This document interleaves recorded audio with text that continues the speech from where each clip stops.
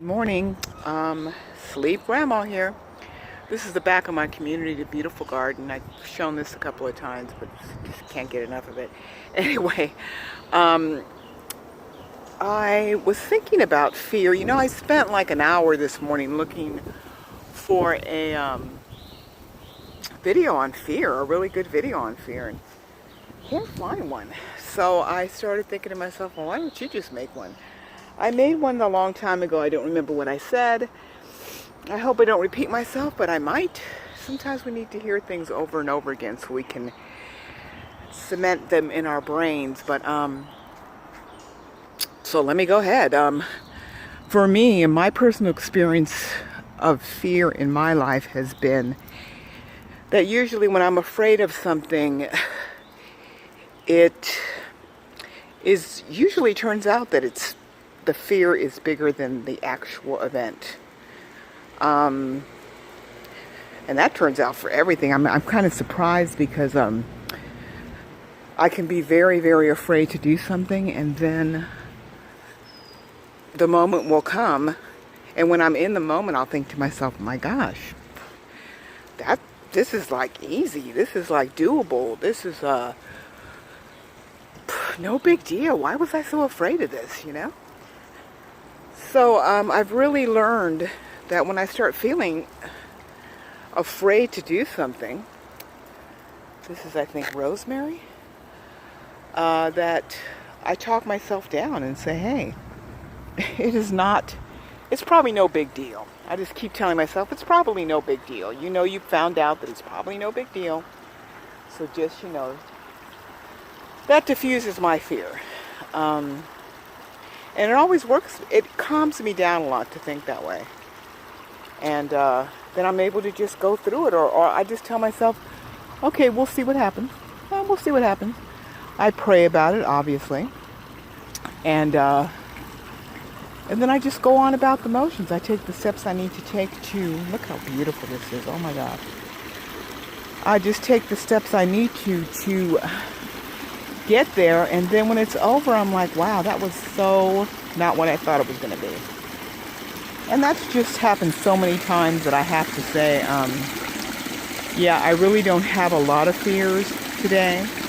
I, of course, fear that, someone's going to hurt my children, or that my children may be in harm's way, but I also realize that I trust in God. I pray to Jehovah to please help and protect them. And that's about the best I can do. I can give them advice like, hey, don't walk by yourself at 2 in the morning, or don't be out at 2 in the morning if you can help it. But besides that, I mean, they're grown people, and they do whatever they want to do. Kids do whatever they want to do anyway, regardless of me. So, yeah, I just have to. I only have control of a certain amount of what goes on. A very small amount of what goes on, and accepting that fact has really let me let go of a lot of fears. If anybody knows the name of these flowers, please put them in the comment section, because I was telling my daughter she should put these in front of her house because they're so resilient. I mean, it rains like crazy here in Georgia, and it gets really, really hot, and look, they're just as fresh as ever. I love it. And see, this is the way you want to be. You want to be like, you go through your stuff, but you're good. And holding on to fear is very, very devastating. Oh my gosh, fear can be so. Oh, look at, these are the ones. This is called, in Mexico, these are called flor de calabaza, which is the flower. Oh my gosh, there's a big old bee in there. Oh, that's awesome. Look at the bee getting the pollen. Oh, that's so cool. Look at that. That's a big fat bee. Just a big fat one. I've never seen that before up close like this. Hope I don't get stung. I don't know anything about bees, but I have been stung by one when I was a little girl, and it hurt. That is so awesome. Ooh, here it comes. But, yeah, oh, that's Flor de Calabaza. What I was going to say is that, ew, what is that? Oh, nothing.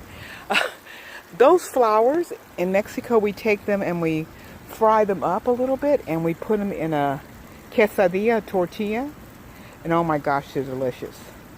Gosh, I hope they don't throw the flowers away. Maybe I'll come back and pick them when they're done or whatever. I have to wait till they're done though. Anyway, yeah, so back to fear.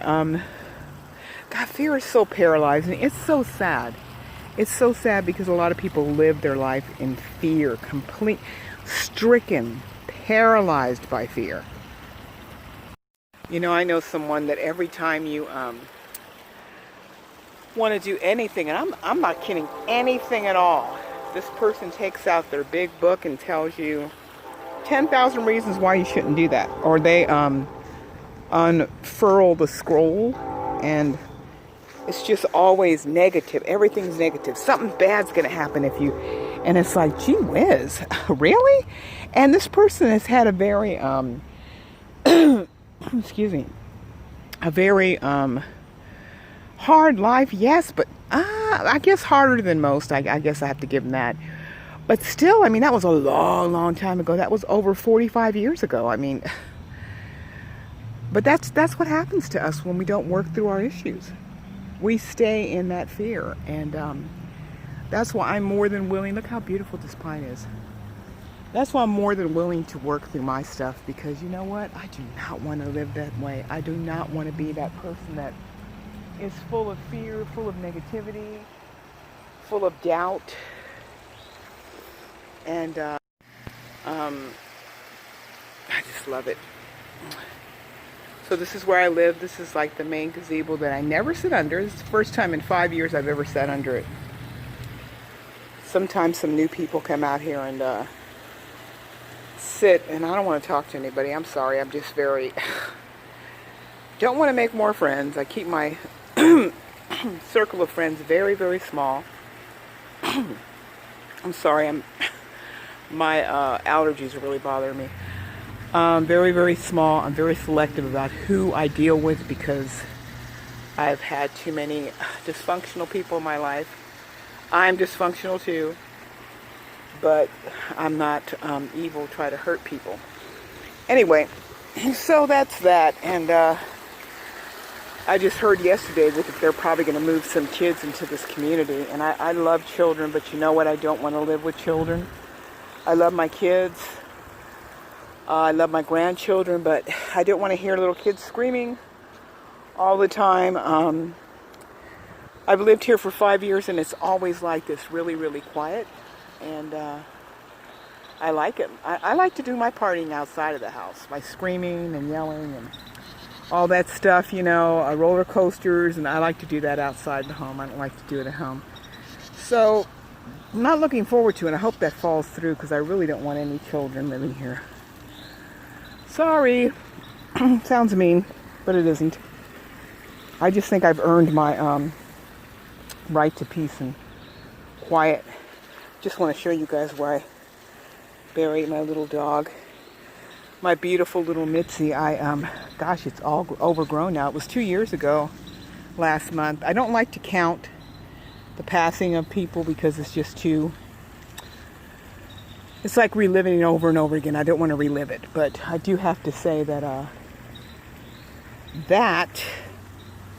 I do remember it on occasion. It's not on purpose. She's never far from my mind anyway, but I just kind of threw, I don't know if you'd say tossed. I tossed her down this ravine. And so she could be among this beauty when she lays to rest. And I'll see her someday, God willing. Love that dog. She was like a mother to me. Anyway. So yeah, fear. See, I was afraid. Speaking of Mitzi. Oh gosh, I was afraid that she was going to die. You know, she was getting older and older. I think I had her for like 16 years. Maybe I had her for like 13 years. 3 of those years she was with my daughter because she was actually my daughter's dog at first. But, whoa. Sorry. The dog was tearing up the flowers by accident. But I was very afraid of her, for her to die. And I was trying to get sober, so it was like, oh God, right now would not be a good time to lose you, Mitzi. So anyway, I got used to, I started grooming myself and telling myself, you know, Mitzi's going to pass away. This is part of life. And so I started getting myself used to it. So by the time she died, just the concept, because for the longest time I couldn't even think about it, you know? I couldn't even wrap my brain around the concept of losing her. So I had to get myself used to the concept of even introducing that to my mind. So I did. And by the time she passed away, I started doing that like a year or two before she passed away. And when I did, so by the time she passed away, I was pretty much resignated. I was just pretty much accepting of it, you know. And I felt the moment that she passed away, she was laying on the bed. I was taking a nap. She was trying to wake me up. I didn't know she was dying, and I was like, oh, come on, Mitzi, I'm so tired. And this is her daughter, Little Heaven. And when I woke up, she had passed away on the bed, and it was not in a good thing. She had this really ugly look on her face, horrible look on her face, like she'd been struggling. Oh, I feel so bad when I remember that, but there's nothing I can do about that now, you know, unfortunately. I was so exhausted, though. I remember that. I was just like, ugh. So I was very,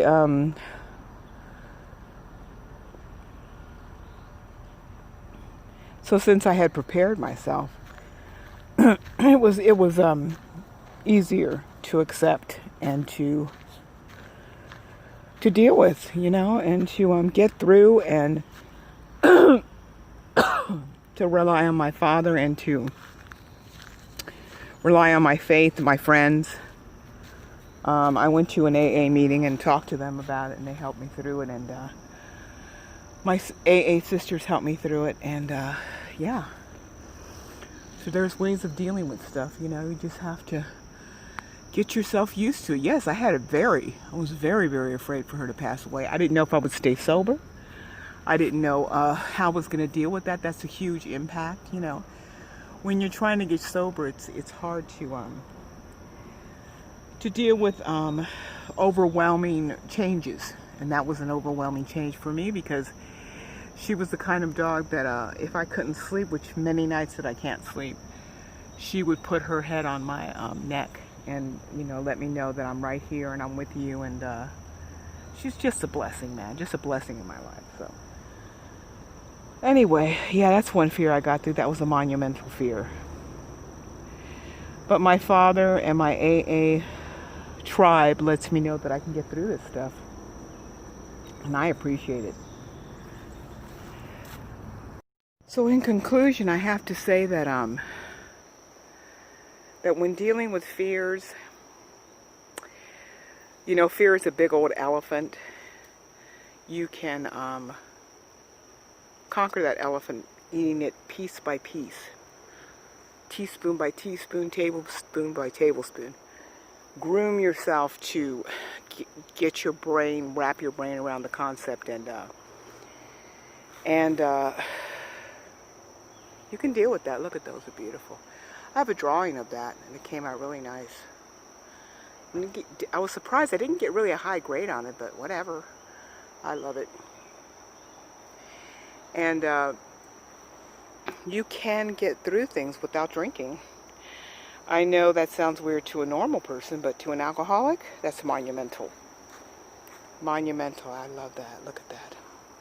The way the branch goes all crooked and up to beautiful flowers. That's gorgeous. I'll take a picture of that. Maybe I'll draw that. Oh, better get my doggy. Morning. Good, thank you. And I like to say good morning to people to let them know that they are seen and acknowledged. Yeah, so this is my backyard. Look at that. You can look in the deep.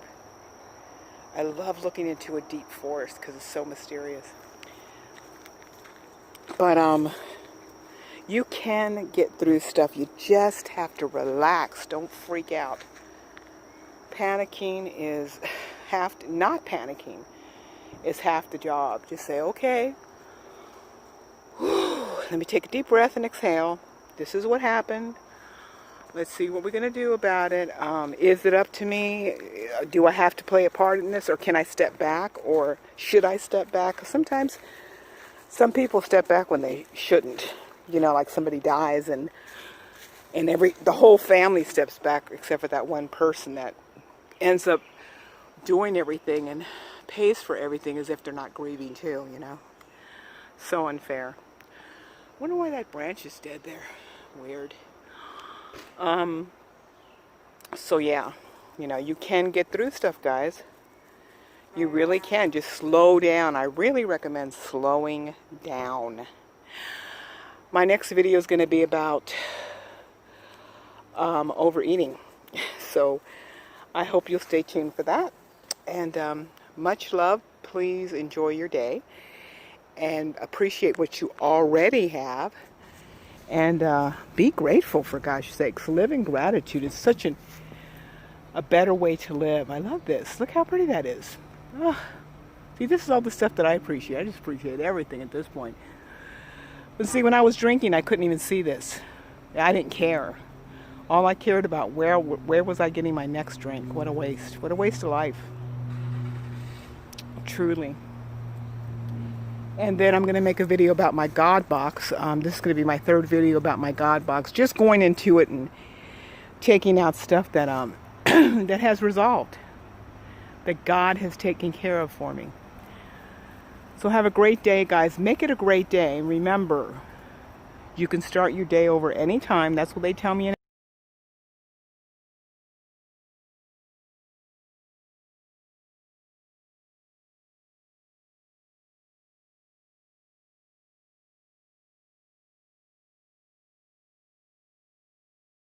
You know what I hate? Fences. I hate fences. They just destroy nature. Look at this. I mean, I guess they must have a reason. But some people just like to put up fences for the heck of it, and I hate that. They mess up nature's view. Anyway, what I wanted to say was that, you know, I used to get these really bad panic attacks. I mean, where it was like, I can't breathe. I was gasping for air because I would just like, it would just like hit me. Oh my God, this happened. And my friend's like, knock it off. Stop playing. I'm like, I can't. I was supposed to speak in a meeting. Went in the bathroom, freaked out, was unable to speak. And it was horrible. But anyway, what I'm trying to say is that I used to, oh my God. And I don't do that anymore. I'm just like, all right, well, it's because I walk with my Father today. The first thing I'll do if something happens, I pray. I say, oh, Jehovah, geez. Oh, my gosh, my Father. What do I do? Oh, my gosh, look at this tree. I'm sorry. I'm just so distracted. I love nature. Look at this. Oh, each branch is so individually defined. That is so awesome. Look at that. Oh. That trunk is so defined, it kind of looks phony, doesn't it? Yes. This is another building next door.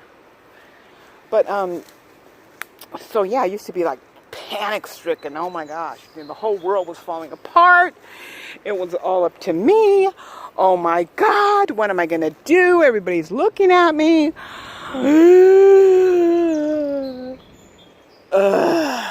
Just awful. Awful, awful, awful. And my whole body chemistry would change, and I would go into fight or flight. And then once the panic thing ended, panic attack ended, I was exhausted because my body went through so much turmoil. So yeah, don't do that to yourself. Oh my God. Don't do that to yourself. Calm down. It's not the end of the world. It's not all up to you. You can ask for help, especially from your Father in heaven. Okay, please remember that. All right, guys. Bye.